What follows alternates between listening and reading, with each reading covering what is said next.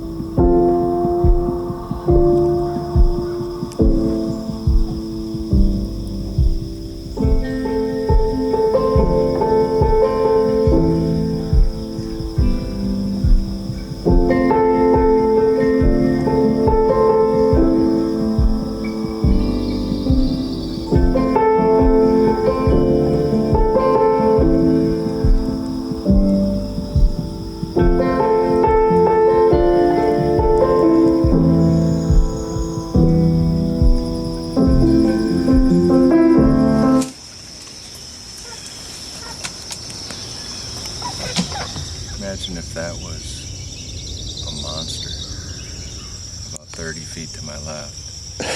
I don't think it saw you, but it definitely saw me. It was looking straight at me, waiting for me to move. Guess I should feed him. It's been a week. I'm just kidding.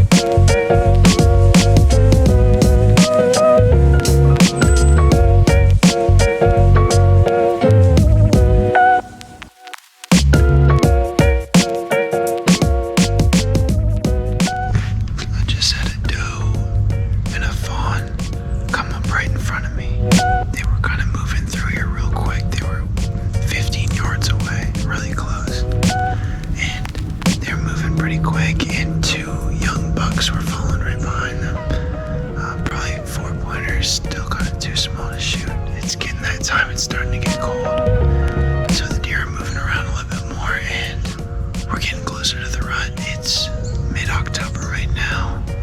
The rut starts getting in, end of October, beginning of November, so we'll see if we can get some eyes on a bigger buck here soon.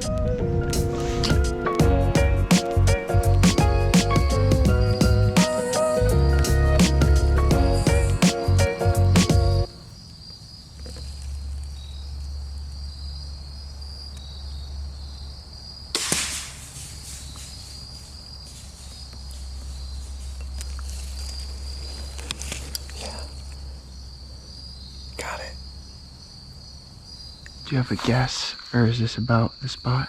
Stay right there. Okay. Good job, Potter. Dad just shot a doe. We're going out to get it. It's pretty dark, so we'll see how long it takes us to find it. Have you found any more blood spots? Huh? Let's see what we got going on here. Oh wow, there's plenty. Yeah. It's bleeding pretty good. All over that tree. How far away were you when you shot it? It was pretty freaking close, wasn't it? It had to be. I mean, I didn't think it was that close. If I could shoot her in the head right now, she'd drop right there. You were thinking about shooting it in the head? Yeah, I mean, that would have been like... Not wasting any meat? Yeah. Sorry. I can help you, or I'll go, we'll kind of go the way we came and I'll grab the crossbows on the way out. Yeah. Go ahead and drag it. Yeah. That's a perfect shot. Yeah, that's how close I was. I didn't want you to hit this tree. I got you. I don't care. It goes right for the butthole.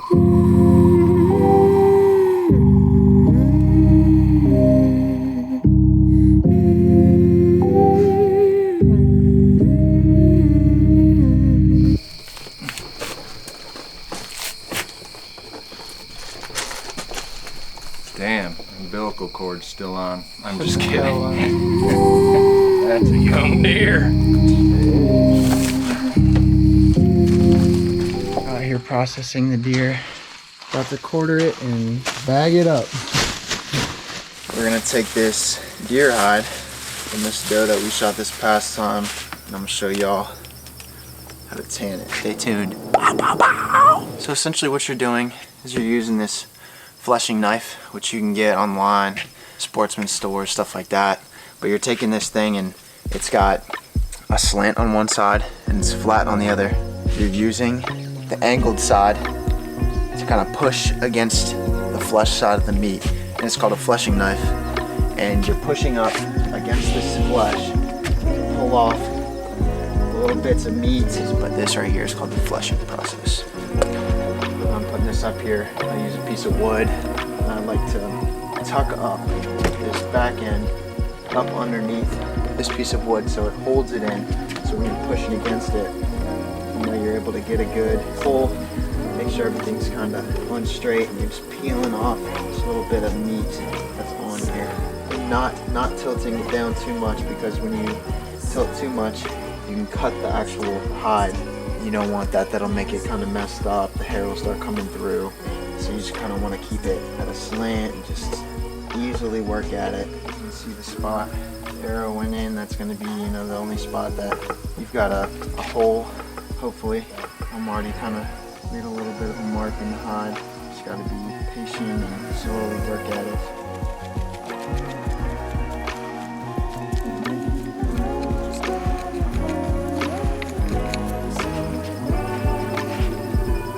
You keep wiping off that edge, not just pushing around. When you are skinning the deer, you kind of cut around and you leave the tail in there.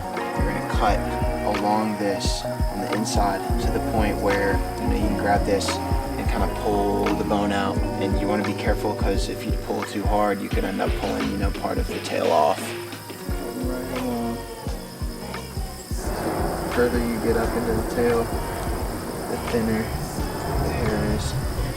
Starting to come off. You gotta make sure you catch that before you pull too hard. You see right there, it's some of the hair's coming through.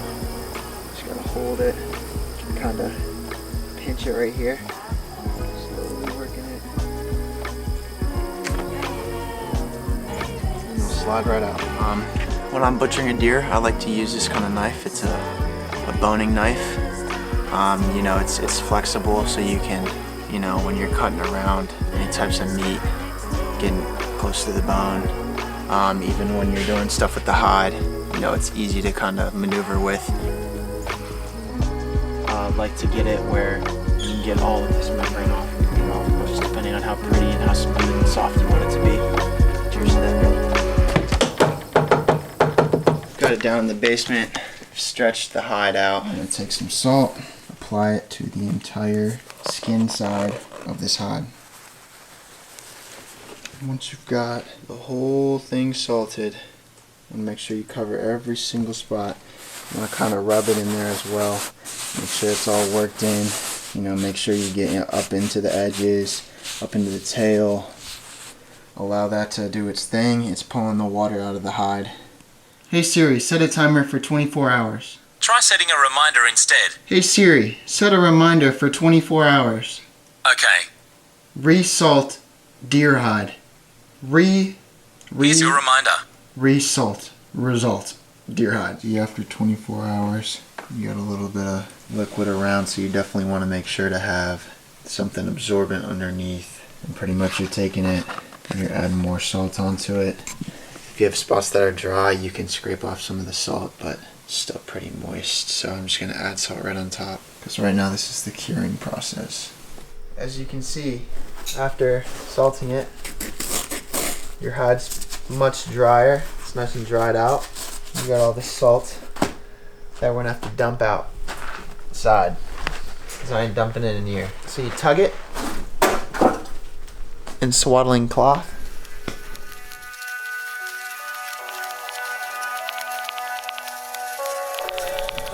Just a little bambine.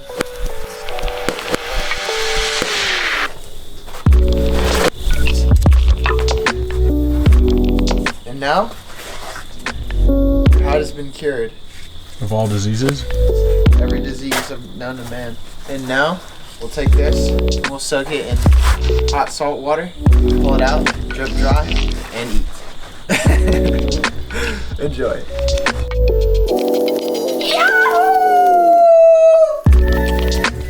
Nice. We're getting some hot water. We need half a pound of salt to a gallon of water, and you mix it together, dissolve it in a bucket, and then you soak it. You start with hot water just so that you can dissolve the salt in there, and then you're gonna let water cool down before you put your hide in there.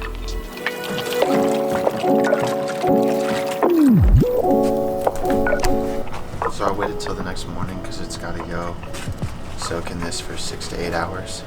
Putting it in. This is the solution we made yesterday. It's cooled off now. So you just want to stick it under. It's completely covered in water.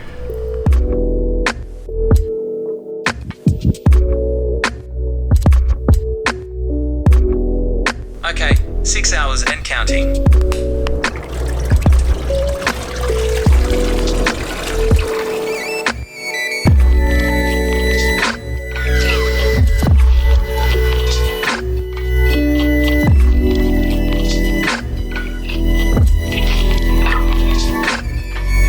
And then you gotta soap the hide. It's gonna smell up the deck. You're gonna smell up the deck. I'm dead serious. No, it won't. It's literally juice. Put it back in your trash can, dump out that salt water, put some nice warm water in there, and a little bit of soap, and we'll knead this dough. So we're using this to get the grease off of the hide. Hey! Excuse the neighbors. So we're really getting it nice and sudsed up, like you're the washing machine with your hands. Just get it on the spin cycle, and then you're pulling it out, wringing it down.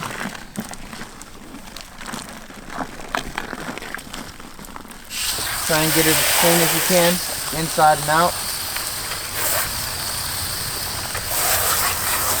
You let it dry until it's almost dry, and then you add the tanning solution. No way! So you gotta heat up the tanning solution, and it's gotta stay in there for 30 minutes. And then once it's warmed up, we're gonna work it into the hide. You wanna shake it up real good. With this, we're gonna apply it to the hide that is partially dried. We're just gonna kind of spread it around, but you wanna make sure you work this solution into every crevice, and you're gonna fold it in half. So you're gonna wanna lay it right over top the other side. Match it up as well as you can so that this solution can really soak in. And once you've done this, you're gonna wait 12 to 16 hours, and we'll come back to it and we will hang it to dry. We'll be back. And make sure you wash your hands, because this will burn you probably. Now that we've let the solution sit in there for 12 to 16 hours, we gotta hang it up to dry. Son of a... Stretch it as far as you can go. Ideally If you have somewhere where you can stretch all the corners, you can stretch it all the way out. But I'll probably just end up flipping it over and doing the other side after it dries for a little while. And then, voila.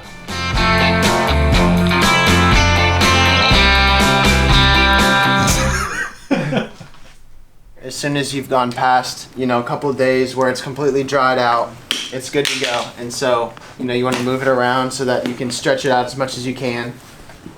And it's pretty stiff at this point, but literally what you're gonna do is you're just taking it and messing with it, and the more you mess with it, the softer it gets. What a lot of people do is they'll take it up onto something like this and just kind of rub it,